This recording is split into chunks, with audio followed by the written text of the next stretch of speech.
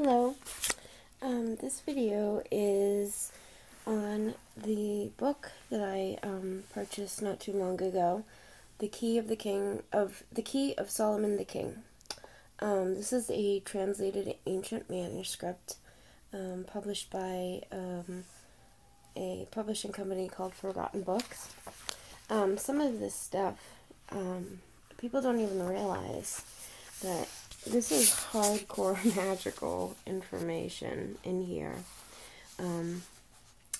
It's not described as witchcraft or spells. The book itself describes these things as experiments or arts. It was passed on during the days of the Bible, when the Bible was written.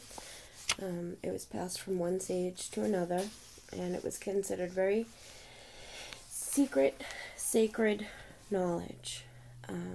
They passed it on from sage to sage so that it would never disappear into oblivion. They wanted this knowledge to be forever preserved, which it has been. And now, thankfully, it's been published for the general public to read and get a hold of. So this book is basically, it's magic done in the name of God.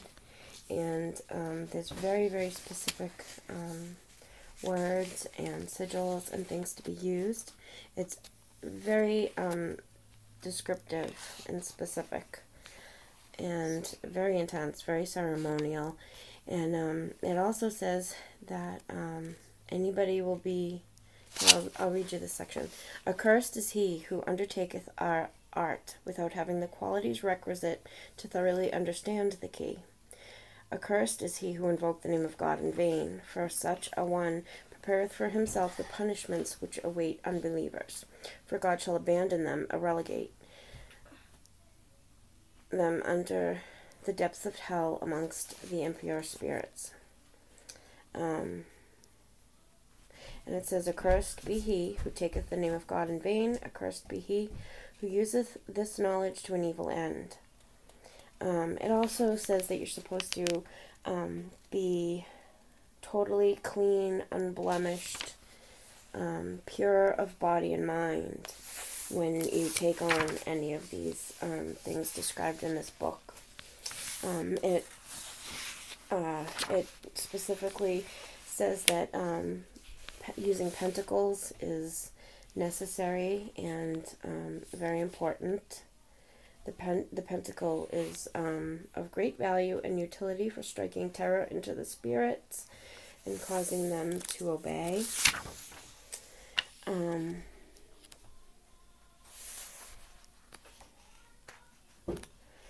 What else?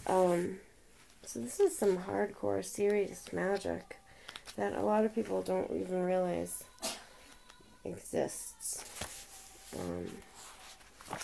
Very interesting. Very cool.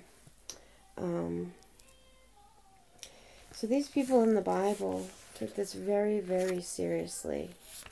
They used all of the same kinds of stuff that witches used. It talks about casting the circle being properly prepared. And it says you need to do this stuff at the proper planetary times, the proper months. It's like certain spells that are in this book. You can only do it like in January when the stars are in the appropriate planet. It describes using the knife, the sickles and swords. Some of the spells require using things like a frog's skin. I know one of them you needed to write with like a pig's blood, and you needed to write on a frog's skin. They use perfumes and spices and incenses. Yes. There's just so much stuff in here that is just simply witchcraft, but they don't call it that.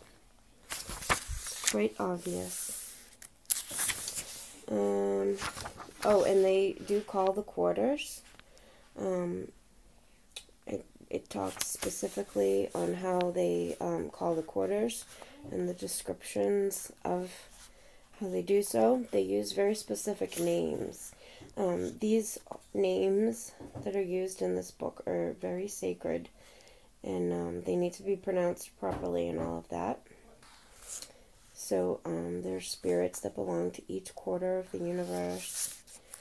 And it says that the disobedient ones will not make their appearance. There's ways to make them obey, though. Specific spells in here about that. I thought it was really cool how there's some spells in here about causing a hunter not to kill the animals that they're going out to get. It was an interesting spell on how to do that. I thought that was kind of funny. Invisibility spells. Of course, things for love. How to find out liars. But all of these books and things have kind of been forgotten. I think some types of like Kabbalistic magic and Hermetic magic and stuff like that do use some of these things. But, oh yeah, there's specific garments and shoes that need to be worn. They need to be made of the right materials. But all of this stuff is said to be given directly from angels and God. And it's been recorded thousands of years ago. And the knife, the sickle, the staff, the wand, and they pass it on from one master to their apprentices.